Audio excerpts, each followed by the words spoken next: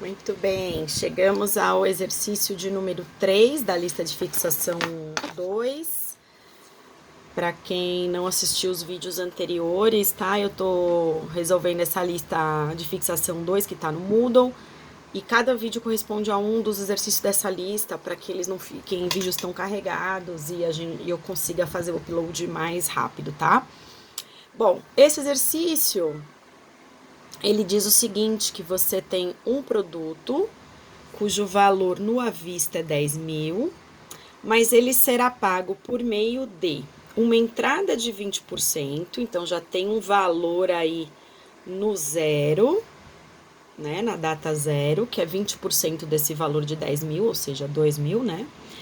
Mas o restante vai ser feito em 12 prestações mensais de 800 cada, além de um pagamento final único chamado P, que vai ser junto com a última prestação. Então, olha só, fluxo diferente, né? Você vai pegar o produto de 10 mil, vai deixar 20% do valor já na loja, né? Na empresa onde você comprou, vai pagar 12 prestações de 800. E quando chegar o momento da 12ª parcela, você também vai pagar um último valor chamado P.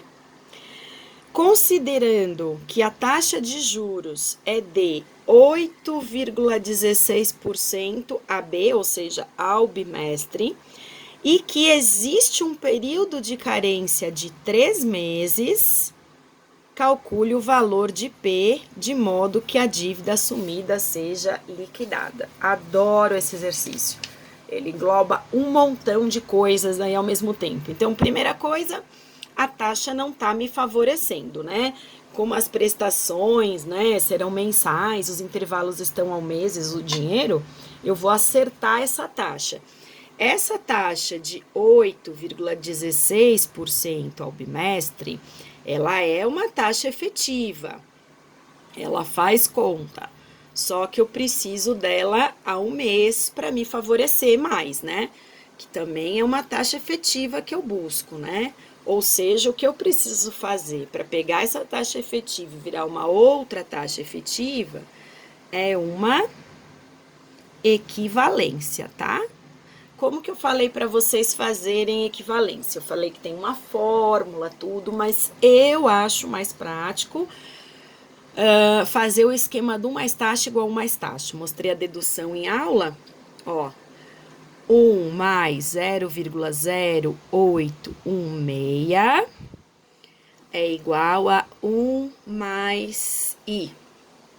Essa está ao mês, esta está ao bimestre. Então, quer dizer, um bimestre equivale a 2 meses, ou um mês é meio do bimestre. Aí você vê o que você acha mais vantajoso aí, o que você prefere. Você pode fazer 4 meses é 2 bimestres, né? Você tem uma série de possibilidades aí. O resultado dessa taxa, eu já tenho ele aqui, vai dar 4% ao mês, tá? Então, pelo amor de Deus, alunos, verificou a questão, viu que você tem que converter uma taxa efetiva para outra efetiva, não é uma divisão, tá? Nada de pegar 8,16, dividir por 2 bimestres e achar que você vai ter a taxa ao mês, de jeito nenhum. Isso é juros compostos. Juro composto é juros sobre juros, né? Então não é uma divisão simples aí de juros distribuída aí nos períodos, tá? Então, tanto que a taxa é 4% ao mês e no bimestre corresponde a 8,16. Bom, agora vou montar esse fluxo diferentão aí dos que a gente já tinha feito, né? Então, hoje aqui no zero, você leva para casa um equipamento que vale 10 mil. Então, você tá levando para casa 10 mil de dinheiro, só que em equipamento. Já no zero, você já deixa uma entrada de 20%, que é os 2 mil. Aí vem a carência de 3 meses. Então, quer dizer, aqui no 1, eu estou fechando 1 mês de carência. Aqui eu estou fechando 2 meses de carência. E aqui 3 meses de carência, tá? Então, no 3, cuidado com a carência. Eu falo que é o maior índice de erro que eu tenho na P1 é na carência. O aluno adora esquecer dela aí por um período para frente, tá? Então, cuidado. As parcelas vão ter 3 meses de carência, o tempo começa a contar aqui, startei o calendário, 1, 2, 3, 4, 5, 30 dias, fechou um mês. Fechou 2 meses, fechou 3 meses, aqui começo a pagar. Essas parcelas são 12 no total. Eu vou dar uma simplificada aí nesse fluxo, para eu não ter muito trabalho, né? Então, eu vou ter aqui 12 parcelas de 800 cada, né? Que é como tá falando no enunciado, cada uma 800, certo? Como você tá começando a primeira no 3, 12 parcelas vai até 14, né? Aqui eu tô falando de meses. Então, primeira parcela no 3, segunda no 4, terceira no 5, né? Por aí vai. A última das 12 parcelas vai estar aqui na data 14. Só que junto com ela, você tem ainda mais um pagamento final que ele chamou de P.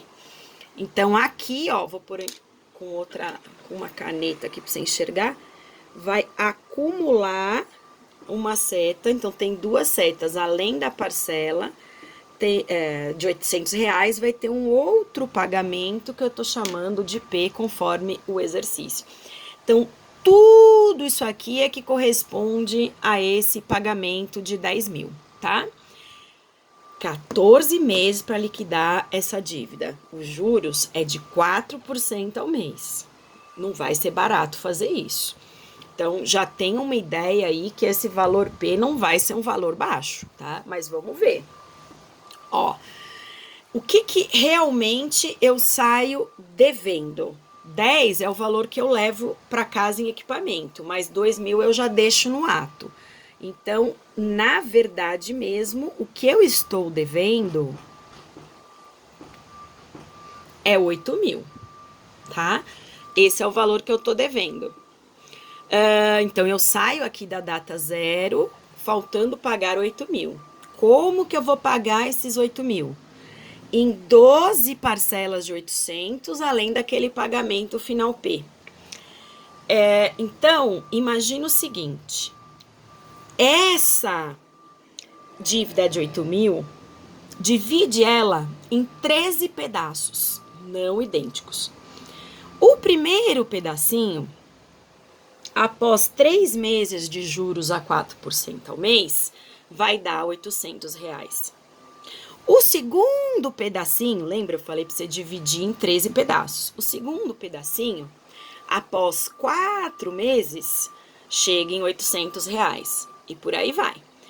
Até que o 12º pedacinho, em 14 meses, chega em 800. E o último pedacinho final, em 14 meses de juros, chega ao valor P. Ou seja, se desses valores todos pagos eu descontar os juros até o 0, tem que dar 8 mil. Então, esses valor do P mais todos os 800 só não dá 8 mil porque tem juros. Se eu tirar os juros, eu vou ter exatamente 8 mil. Logo, então, o que eu preciso é pegar todas essas setas e levar para o 0. Vou pegar a uniformidade. Uniformidade é valor presente, né? São 12 parcelas de juros a 4% ao mês, né? E essas parcelas têm valor 800. Vou voltar à fórmula da uniformidade. Como eu disse até em aula, esta fórmula estará disponível na prova, tá? Para você poder usar, mas fica a minha dica, um termômetro para você. Se você realmente precisa consultar ainda a fórmula para fazer o exercício é porque você não está ainda muito apto para fazer essa prova. Porque, cara, não tem como você não memorizar. Porque, como você pode ver, a gente usa essas fórmulas o tempo todo, né? Então, quem estudou legal, mesmo sem querer, vai decorar essa fórmula. Mas, de qualquer forma, estará lá na prova. Então, nesta fórmula de uniformidade a valor presente, lembrar para eu colocar no N o número de setas, né? O número de vezes que o valor aparece na uniformidade. E lembrar, nesse caso de carência é muito importante, que a fórmula vai te levar para uma data antes do primeiro valor da uniformidade. Quem já está acompanhando desde o primeiro vídeo, acho que está conseguindo entender por que essas dicas em vermelho das fórmulas são tão fundamentais aí para você resolver os exercícios. Então, aqui eu vou aplicar a fórmula da uniformidade a valor presente para essas setas aí de 800. Elas começam no 3, terminam no 14, mas no total são 12 setas, tá? Cuidado aí, esta uniformidade está começando no mês 3. A fórmula vai me levar para uma data antes, ou seja, para o mês 2. Então, se eu parar aqui, estarei na data 2 e não no 0. Da 2 para o 0, eu ainda tenho que descontar 2 períodos de juros. Então, o que eu fiz até agora foi consolidar todos esses valores de 800 sem os juros numa grande seta na data 2. Ela ainda está num futuro. Eu quero descontar mais presente, 2 períodos. Para isso, a gente usa a fórmula clássica do juro composto, né? Se você tem um valor no futuro e quer chegar num valor no presente, basta dividir, ou seja, descontar os juros, mais taxa elevada ao período que o dinheiro você precisa aí descontar os juros. Então, aqui, ó, o dividir é a mesma coisa que vezes 1 sobre, ó. Ok? Isso me leva para a data 0, tá certo? Lógico, pessoal, ó, que você pode, se você quiser, já pôr aqui 14, né? 12 parcelas, tal, mas como vai para a data 2 e da 2 você tem que ir para o 0, você pode já colocar um 14 aqui, não teria problema nenhum. Eu não costumo fazer isso pelo efeito didático. Eu acho que se eu deixo assim, chama mais a sua atenção para tomar cuidado com essas carências aí, tá? Agora, não resolvi ainda o exercício. Por enquanto, eu sei que esta é a dívida que você tem lá no 0, no início, e até agora você só liquidou 12 pedaços dessa dívida. Lembra que eu falei? Divide em 13 pedaços não iguais? 12 desses pedaços você liquidou aqui com essa prestação toda. Ainda ficou faltando mais um pagamento aí, que é esse P, esse valor final P, né? Que tá junto com a 12ª parcela. Esse P corresponde a uma 13ª parte desses 8 mil que você devia, que rendeu juros de 14 períodos para chegar no valor P. Então, se eu descontar os 14 períodos de juros, então é a fórmula básica aí do juro composto, né? Tem um valor no futuro, quero chegar no presente, desconto os juros. Aí, finalmente, você conseguiu fechar esse pagamento, tá? Então, aqueles 8 mil que você ainda deve, você pagou 12 parcelas a juro de 8%, juro de 4%, essas parcelas de R$ 800 cada uma, a data 3 até a 14. Esse é o valor total que amortizou a dívida. Abateu, né? Liquidou daqueles 8 mil. E ainda ficou faltando um pedacinho que cresceu 14 períodos de juros e chegou no P. Descontando os juros, é o pedacinho que faltava da dívida, né? Resumindo aí, esse P, você deve encontrar um valor mais alto, como eu imaginei, de 1.832,77. Então, além dessas 12 parcelas de 800, eu ainda tenho que fazer esse pagamento final de 1.832,77 aqui nessa última data para quitar a dívida de 8 mil. Então, poxa, é um sistema, embora seja 8 mil que você ficou devendo, que são 14 meses para você quitar a dívida, é um juros de 4% ao mês. Então, é juros para burro que você pagou aí, tá? Só para chamar atenção, não esquece, esse 800 é o valor de cada parcela que é mensal. Então, eu tenho que também usar uma taxa mensal. Cuidado aí para não pôr dinheiro que está numa uniformidade por, sei lá, por semestre e querer trabalhar com uma taxa mensal que não vai rolar. Então, a taxa e a periodicidade aí, né, do valor, né, tem que ser correspondente, tá bom? Com isso, fechamos os 3 exercícios da lista de fixação. Na verdade, eu ainda tenho mais 2, só que do 4 para frente, a gente já precisa dar uma aprofundada no fluxo múltiplo, no que diz respeito ao sistema de financiamento. Então, eu vou parar aqui esse vídeo, vou gravar um novo, que já vai ter a parte de teoria desse aprofundamento aí do financiamento, para depois eu gravar os vídeos que retornam para essa lista, tá? Só para vocês terem uma noção, se fosse no presencial, normalmente eu faço até o 3, consigo mais ou menos chegar numa explicação dessa parte de financiamento, mas normalmente esse exercício 4 e o exercício 5 eu acabo fazendo na última aula antes da P1, e aí deixo o resto da aula com exercícios gerais, né, para revisar.